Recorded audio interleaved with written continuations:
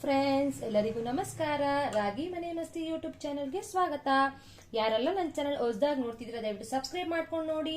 So ನಾನಿವತ್ತು ಹೂಕೋಸು, ಬಟಾಣಿ, ಡಬಲ್ ಬೀನ್ಸು, ಬದನೆಕಾಯಿ, ಆಲೂಗಡ್ಡೆ ಎಲ್ಲ ಹಾಕಿ ಹೇಗೆ ಮಸಾಲಾ ಸಾಂಬಾರ್ ಮಾಡೋದು ಅಂತ ತೋರಿಸ್ಕೊಡ್ತೀನಿ. ಈ ಮಸಾಲಾ ಸಾಂಬಾರ್ ಜೊತೆಗೆ ಇಡ್ಲಿ, ದೋಸೆ, ರಾಗಿ ಮುದ್ದೆ ಸಖತ್ತಾಗಿ ಅಲ್ಟಿಮೇಟ್ ಆಗಿರುತ್ತೆ ಟೇಸ್ಟು.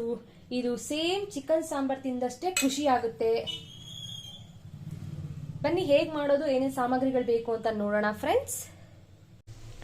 ಒಂದು ಚಿಕ್ಕದು ಮೀಡಿಯಂ ಸೈಜ್ ಈರುಳ್ಳಿನ ಚಿಕ್ಕ ಚಿಕ್ಕ ಕಟ್ ಮಾಡಿ ಇಟ್ಕೊಂಡಿದ್ದೀನಿ. 2 ಮೀಡಿಯಂ ಸೈಜ್ ಟೊಮೆಟೊ, ಮತ್ತೆ ಕಾಯಿ ತುರಿ, ಸ್ವಲ್ಪ ಕೊತ್ತಂಬರಿ ಸೊಪ್ಪು, ಒಂದು 10 ಇಂದ 12 ಒಣಗಿನ ಮೆಣಸಿನಕಾಯಿ, ಸ್ವಲ್ಪ ಬೆಳ್ಳುಳ್ಳಿ, ನಂತರ ಸ್ಪೈಸಸ್ ಉರಿಗಡ್ಲೆ, ಗಸಗಸೆ, ಮೆಣಸು, ಲವಂಗ ಮತ್ತೆ ಚಕ್ಕೆ, ಸ್ವಲ್ಪ ಧನಿಯಾ ಪೌಡರ್ ಮತ್ತೆ ಅರಿಶಿನ. ಒಂದು ಅರ್ಧ ಕೆಜಿ ಆಗೋಷ್ಟು ಡಬಲ್ ಬೀನ್ಸ್ನ ತಗೊಂಡಿದ್ದೀನಿ. ನೀಟಾಗಿ ವಾಶ್ ಮಾಡಿ ಇಟ್ಕೊಂಡಿದ್ದೀನಿ. ಇದು ಒಂದು ಚಿಕ್ಕದು ಹೂಕೋಸು, ನೀಟಾಗಿ ವಾಶ್ ಮಾಡಿ ಕಟ್ ಮಾಡಿ ಇಟ್ಕೊಂಡಿದ್ದೀನಿ. ಬನ್ನಿ ಹೀಗೆ ಹೇಗೆ ಮಾಡೋಂತ ತೋರಿಸ್ಕೊಡ್ತೀನಿ ಫ್ರೆಂಡ್ಸ್. ಸೊ ಮೊದಲಿಗೆ ಒಂದು ಗ್ಯಾಸ್ ಹಂಚ್ಕೊಂಡು ಕುಕ್ಕರಲ್ಲಿ 1 ಚೊಂಬ ಆಗೋಷ್ಟು ನೀರನ್ನ ಹಾಕೊಂಡಿದ್ದೀನಿ. ನೋಡ್ತಾ ಇರ್ಬೋದು ನೀವು.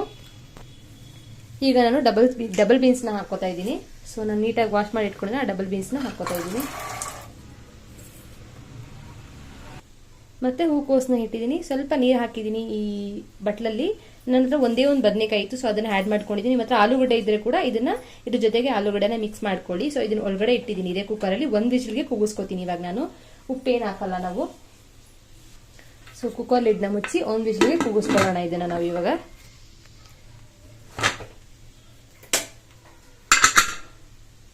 ಸೊ ಆ ಕಡೆ ಅದು 1 ವಿಷಲ್ ಕುಕ್ಕರ್ಗೆ ಇಟ್ಟಿದ್ದೀನಿ. ಸೊ ಈ ಕಡೆ ನಾವು ಒಗ್ಗರಣೆ ಹಾಕೊಳ್ಳೋಣ, ಏನೇನು ಹಾಕಬೇಕು ಅಂತ ನೋಡೋಣ. ಸೊ ಗ್ಯಾಸ್ ಹಂಚ್ಕೊಂಡು ಬಾಂಡ್ಲಿ ಇಟ್ಕೊಂಡಿದ್ದೀನಿ. ಸೊ ಈ ಹಂತಕ್ಕೆ ಒಂದು 4 ಟೇಬಲ್ ಸ್ಪೂನ್ ಆಗೋಷ್ಟು ಎಣ್ಣೆನ ಹಾಕೊಳ್ಳೋಣ.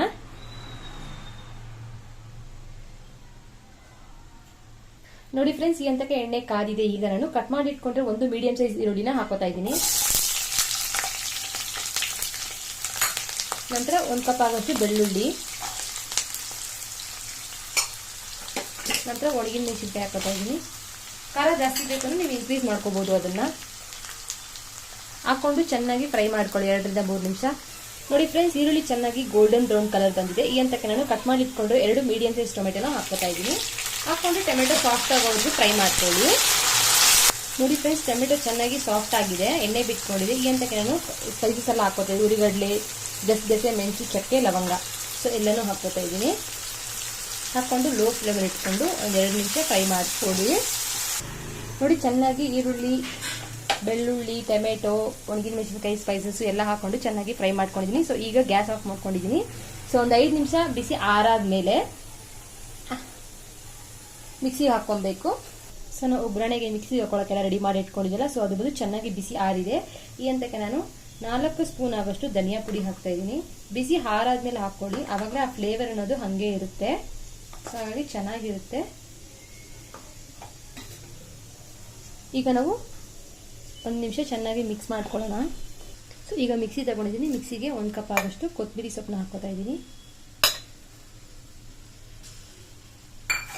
ನಂತರ 1 ಕಪ್ ಆಗೋಷ್ಟು ಕಾಯಿ ತುರಿ ಹಾಕೋತಾ ಇದ್ದೀನಿ.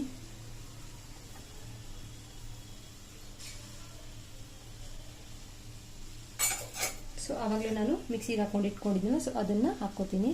ಸೊ ಅವಾಗ ನಾವು ಒಗ್ಗರಣೆ ಹಾಕೊಂಡಿದ್ವಲ್ಲ, ಸೊ ಆ ಮಿಶ್ರಣನ ನಾನು ಮಿಕ್ಸಿ ಜಾರ್ಗೆ ಹಾಕೋತಾ ಇದ್ದೀನಿ.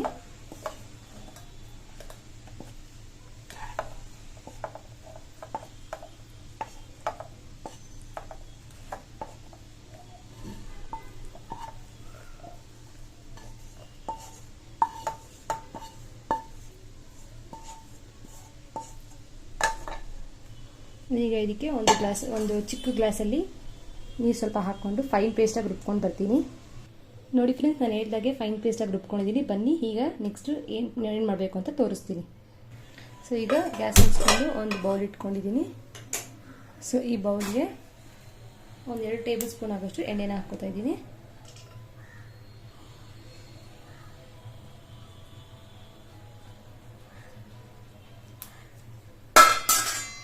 ಈ ಹಂತಕ್ಕೆ ಎಣ್ಣೆ ಕಾದಿದೆ. ಈಗ ಒಂದು ಅರ್ಧ ಟೀ ಸ್ಪೂನ್ ಆಗೋಷ್ಟು ಸಾಸಿವೆ ಹಾಕ್ತಾ ಇದ್ದೀನಿ.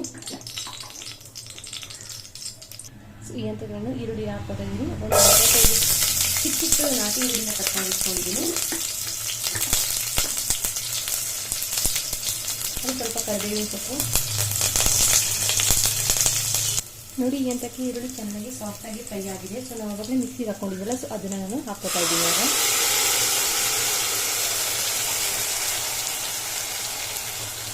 ಆಗಲೇ ನಾನು ಒಂದು ವಿಷಲ್ಗೆ ಡಬಲ್ ಬೀನ್ಸು ಮತ್ತು ಹೂಕೋಸು ಬೇಯಿಸ್ಕೊಂಡಿದ್ದೆನಲ್ಲ, ಸೊ ಅದನ್ನು ಹಾಕ್ಕೊತಾ ಇದ್ದೀನಿ.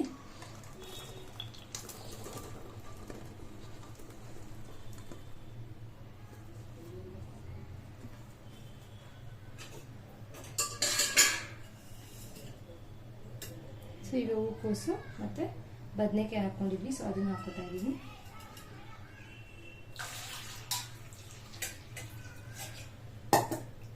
ಹೂಕೋಸು ಮತ್ತು ಬದನೆಕಾಯಿನ ಬೇಯಿಸ್ಕೊಂಡಿದ್ನಲ್ಲ ಒಂದು ವಿಜಿಲ್ಗೆ ಡಬಲ್ ಬೀನ್ಸ್ ಜೊತೆಗೆ, ಅದನ್ನು ಹಾಕ್ಕೊಂಡು ಮಿಕ್ಸ್ ಮಾಡ್ಕೊತಾ ಇದ್ದೀನಿ. ಇದು ಸೇಮ್ ಚಿಕನ್ ಸಾಂಬಾರು ತಿನ್ನೋ ಅಷ್ಟೇ ಫೀಲ್ ಇರುತ್ತೆ, ಅಷ್ಟು ಸಖತ್ತಾಗಿರುತ್ತೆ. ಟೇಸ್ಟ್ ಮಾತ್ರ ಅಲ್ಟಿಮೇಟ್ ಆಗಿರುತ್ತೆ. ತುಂಬ ನಾನ್ ವೆಜ್ ಇಷ್ಟಪಡಲ್ಲ ಅಲ್ವಾ, ಸೊ ಅವರು ಈ ಸಾಂಬಾರನ್ನ ಮಾಡ್ಕೊಂಡು ತಿಂದರೆ ತುಂಬಾ ಚೆನ್ನಾಗಿರುತ್ತೆ. ಸೊ ಈಗ ರುಚಿಗೆ ತಕ್ಕಷ್ಟು ಉಪ್ಪು ಮತ್ತು ನೀರು ಬೇಕಾದ್ರೆ ನೀರು ಆ್ಯಡ್ ಮಾಡ್ಕೊಬೋದು. ಈಗ ರುಚಿಗೆ ತಕ್ಕಷ್ಟು ಉಪ್ಪನ್ನು ಹಾಕ್ತಾ ಇದ್ದೀನಿ.